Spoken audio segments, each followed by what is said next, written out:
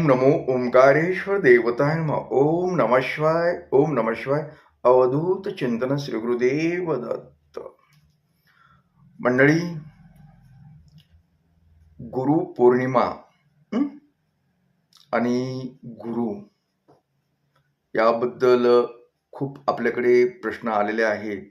तर मी आज त्या प्रश्नाचं म्हणजे ते सगळे प्रश्न एकत्र करून तुमच्याशी चर्चा करणार आहे, तुमच्याशी बोलणार आहे. तेही सहज आणि सोप्या भाषेमध्ये.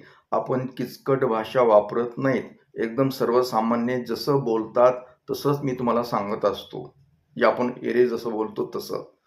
तर मी त्या भाषेमध्येच तुम्हाला काही गुरुबद्दल काही गोष्टी सांगणार आहे.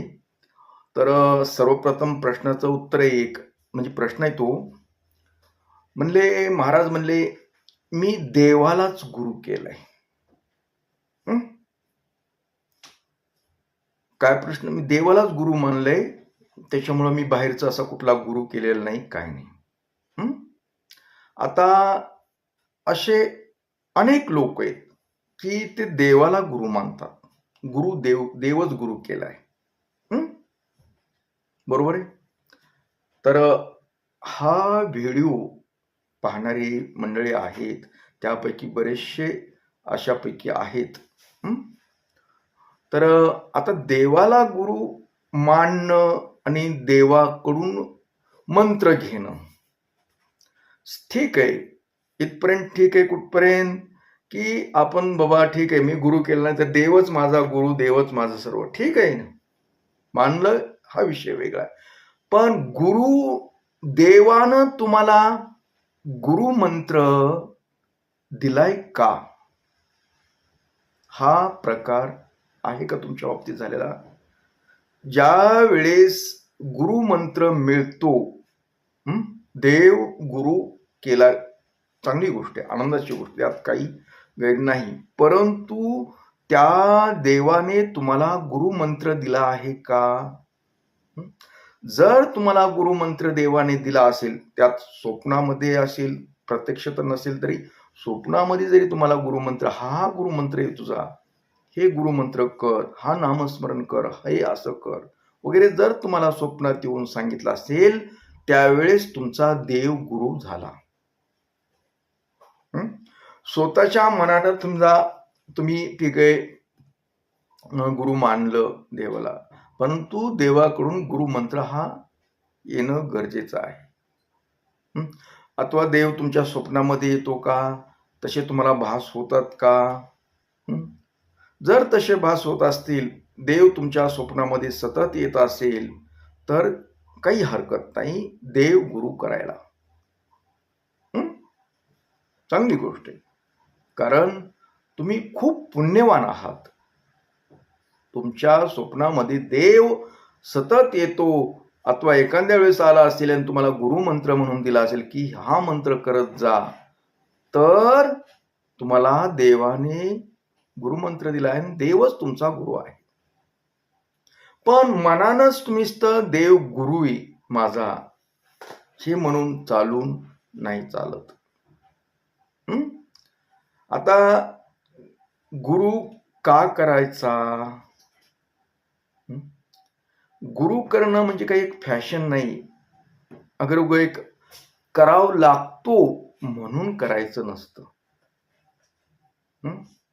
गुरु करावं लागतो, मोक्ष भेटत नाही, अशा काही आहेत गोष्टी, गुरुशिवाय पर्याय नाही वगैरे आपल्याला सांगितलं तर हे आहे म्हणून करायचं नाही.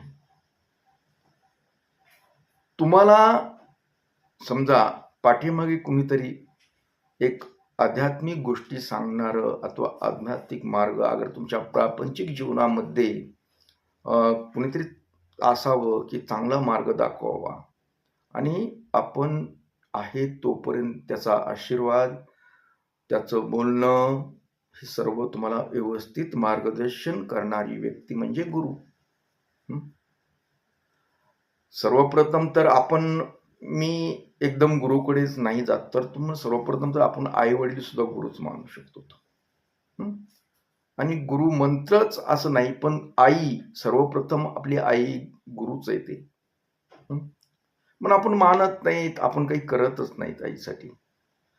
आपल्याला काही गोष्टी शिकवते, सुरुवातीला समजा चालायला, बोलायला हे सर्व शिकवते ती आई गुरुच आहे आपली. आपले आई वडील म्हणजे गुरुच आहेत. पण हे झाले आपल्याला जगामध्ये वावरायचं. पण आध्यात्मिक क्षेत्रामध्ये जर आपल्याला असेल तर हा गुरु एक करायचा असतो. ह्याच्यात बळजबरी वगैरे प्रेशर कुणाचं नाही, काही नाही. आणि उगाच लोक म्हणतात म्हणून नाही करायचा कधी. ज्यावेळेस आपण जसं का आई वडिलापाशी आपल्या मनातले सुखदुःख बोलतो, सांगतो, तसं त्यांच्यानंतर आपण एखाद्या व्यक्तीला बोलतो. अगर एखादी व्यक्ती आपण तिला म्हणजे आदर्श मानतो, विश्वासू मानतो, अशी व्यक्ती म्हणजे गुरु. आपले सुख दुःख काय आपल्या अडी अडचणी आपण तिच्याशी बोलतो, सांगतो म्हणजे गुरु. फक्त गुरु पौर्णिमा आली म्हणून गुरुचं दर्शन घेणं, गुरुपूजन करणं एवढ्यापुरता म्हणजे गुरु नसायलाच पाहिजे ना. तुम्ही ज्यावेळेस संकटकालीन असतात, आनंदाच्या क्षणात असतात, त्यावेळेस सुद्धा गुरुचं स्मरण होणं गरजेचं आहे. गुरुनबी योग्य ते मार्गदर्शन करणं गरजेचं असतं. त्यावेळेस तो गुरु आणि तुम्ही शिष्य आहे. आता ईश्वराला गुरु मानणं आणि गुरु मंत्र घेणं. आता तसे बरेच जण बोलतात ना की आम्हाला देवच आम्ही मानलाय. पण ज्यावेळेस तुम्हाला कधी मानायचं की ज्यावेळेस काय असतं, तुम्हाला एक गोष्ट सांगतो थोडक्यात, कारण जास्त लांबवायचं नाही, कारण हा व्हिडिओ मोठा होईल, पुन्हा तुम्ही ऐकत नाहीत, काही नाही. तर संत रामदास स्वामी एक त्यांची कथा आहे. त्यांना लहानपणी गुरु करायचा होता, म्हणून ते फार खोडकर होते ते. मग ते हट्ट करू लागले आईकडे, पण मला गुरु मंत्र पाहिजे, असं तसं. मग ते कुणी त्यांना गुरुमंत्र दिला. मग त्यांचे मोठे भाऊ त्यांच्याकडे त्याने हट्ट, मला गुरुमंत्र हवाय. पण त्याने पण दिलं नाही त्यांना गुरुमंत्र. ते लहान म्हणजे तू लहान आहेस अजून. पण स्वामीजी खूपच हट्टी होते. त्यांनी मनावरच घेतलं आणि सतत ते ध्यास करलो. फार खोडकर होते ते. आता कथा खूप आहे त्यांच्या, पण आपल्याला ते आता सांगायला येते नाही वेळ. आणि त्या खोडकरपणामध्ये ते मंदिरामध्ये गेले.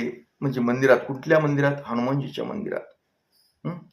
त्यांच्यापाशी त्यांच्या समोर जाऊन डोकं आदळून घेतलं, टेंगुळ आणलं चांगलं आदळून, मला गुरुमंत्र हवाय. रडून खोपलून म्हणजे झोपी गेले. रात्रीची वेळ म्हणजे सायंकाळच्या वेळी झालं कुठताना, आणि रात्री तिथेच झोपून राहिले ते. तिथंच थकले ते. मी गुरु मंत्र घेतल्याशिवाय जात नाही. आता बाळच ते काय फार मोठे नव्हते त्यावेळेस, लहानच होते ना.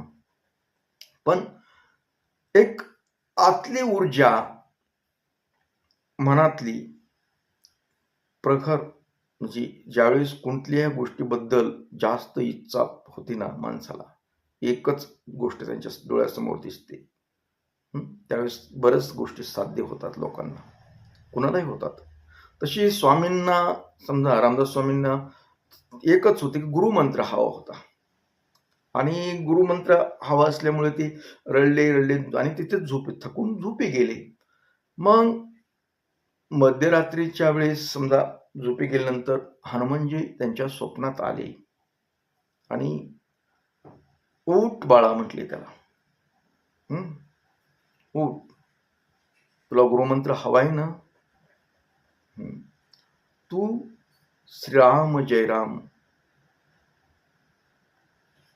जय जय राम अथवा राम मंत्र हा तुझा गुरुमंत्र.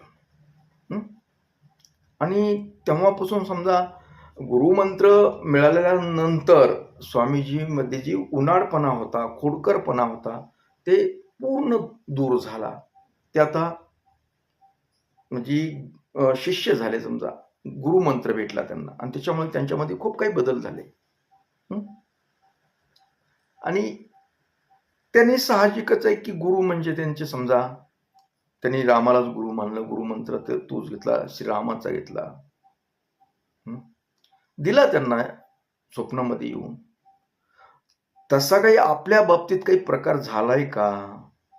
आपल्या बाबतीत जर प्रकार तसा काही आपल्याला एखाद्या विशिष्ट देवाने जर आपल्याला अशा पद्धतीने ही माझा जप कर, हे माझा अमुक कर, तर असेल ना तर काही अडचण नाही.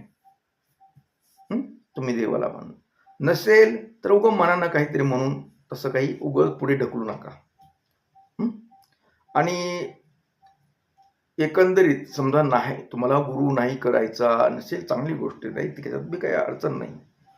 पण एक भावना आपण कुठंतरी झुकलं पाहिजे. कुठंतरी आपल्याला एक सांगणारी व्यक्ती असावं लागते. झुकलं पाहिजे, तिच्या डोकं आपलं त्या पायावर झुकलं पाहिजे.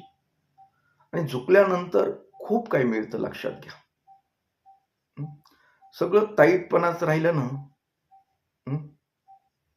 तर जीवनामध्ये खूप काही अडचणी येतात. माणूस शेवटी चुकीचा असतो, चुकीचा पुतळा, चुकी होतात. त्या चुकी दुरुस्त करण्यासाठी सुद्धा गुरु लागतो. येतं का तुमच्या लक्षात? त्यासाठी सुद्धा गुरु लागतो. त्यासाठी गुरु करायचा असतो. कुणीही करा, चांगला करा. आणि गुरुचंही महत्व म्हणजे आहे. पण गुरुनं सुद्धा आता एखाद्या व्यक्तीनं दीक्षा घेतली, गुरुमंत्र घेतला, तर तिला आयुष्यभर जोपर्यंत गुरु जरी आहे तोपर्यंत त्याच्या पाठीशी राहणं तेवढं त्याचं कर्तव्य गुरुचंही. आम्ही ते कर्तव्य पार पाडतो. मी इतरांचं काय मी सांगू शकत नाही. आम्ही ते कर्तव्य पार पाडतो आणि होता येईल तेवढा प्रयत्न करतो. मी आतापर्यंत ज्यांना दीक्षा वगैरे दिली, गुरुमंत्र दिलाय, ज्यावेळेस देतो त्यावेळेस मी स्वतःच समजा प्रत्यक्ष आल्यानंतर ज्यावेळेस गुरुमंत्र पूजा वगैरे करून त्यांना कानमंत्र दिला जातो त्यावेळेस ओंकारेश्वर चरणी मी सुद्धा प्रार्थना करतो, शपथ घेतो की मी यांच्या पाठीशी आयुष्यभर राहीन. त्यांच्या सुखदुःखामध्ये मी सहभागी असेल. त्यांना मी विसरणार नाही. अशा बऱ्याचशा गोष्टी म्हणजे प्रार्थना करून शपथ अशा गोष्टी केल्या असतात ती ज्यावेळेस कुणी घेतले आहे माझ्या समोर त्यांना माहिती मी काय बोलतो ते. कारण श्री गुरु म्हणजे नुसतं थोडंसं कानमंत्र देण्यापुरतं नसतं, तर हे एक नातं आहे आपलं. गुरु शिष्याचं जे नातं आहे ना, हे नातं कायमस्वरूपी असतं. एकदा दीक्षा घेतली की ते नातं आपलं झालं.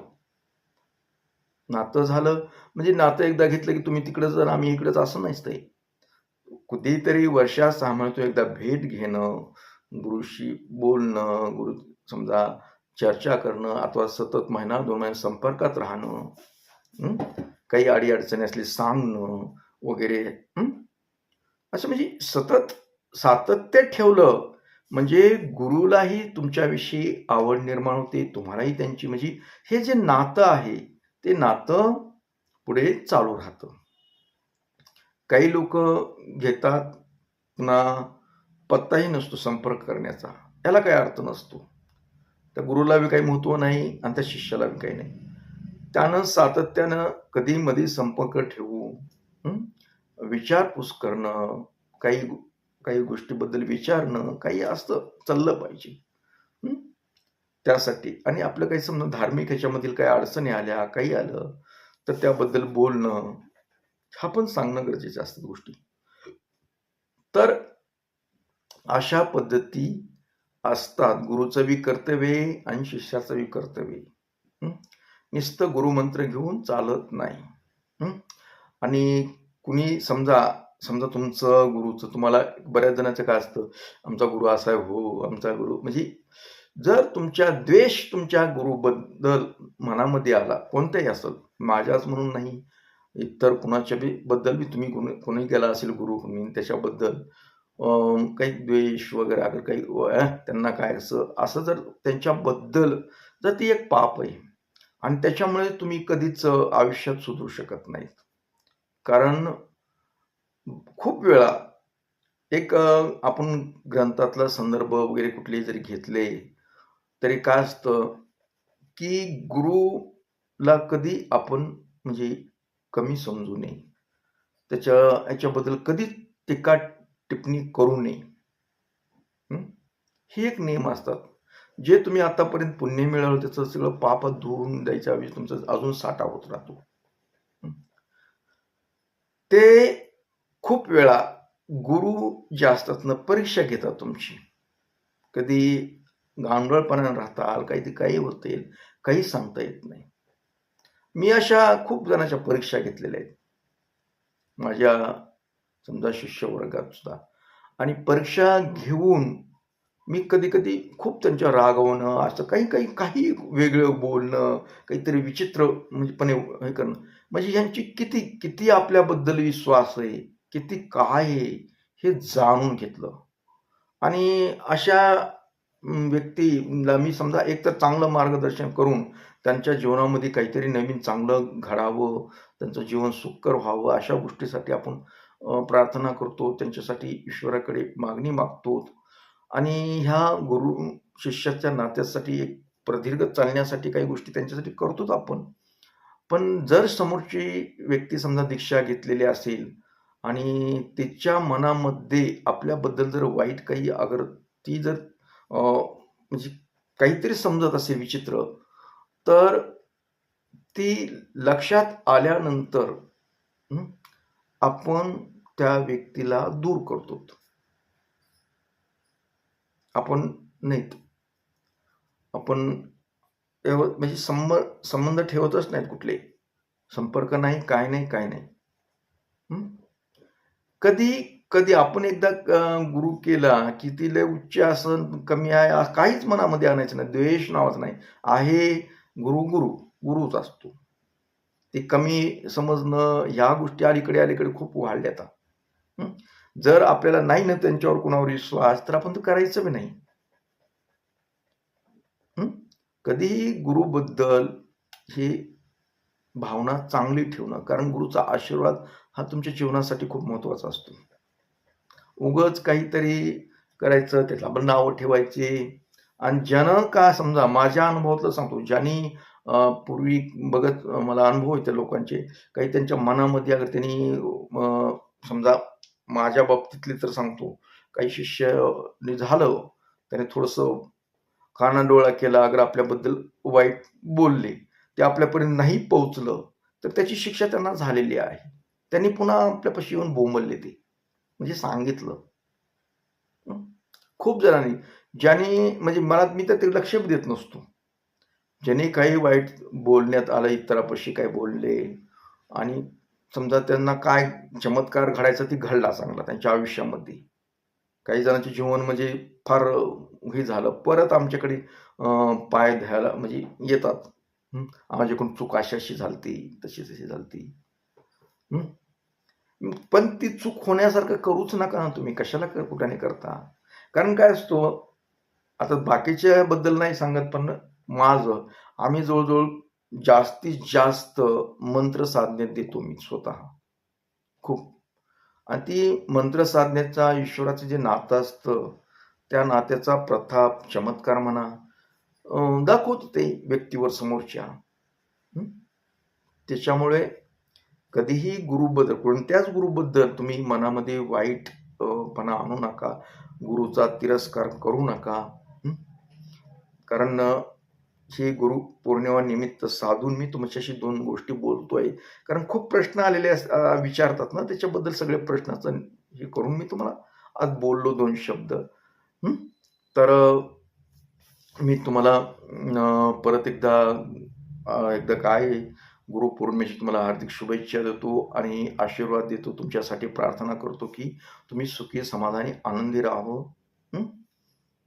तुम्हाला सद्बुद्धी द्यावी आणि तुमचं आध्यात्मिक ज्ञान खूप खूप वाढावं अशी ओंकारेश्वर चरणी प्रार्थना करतो आणि आजचा हा कार्यक्रम इथेच थांबवतो. ओम नमः शिवाय.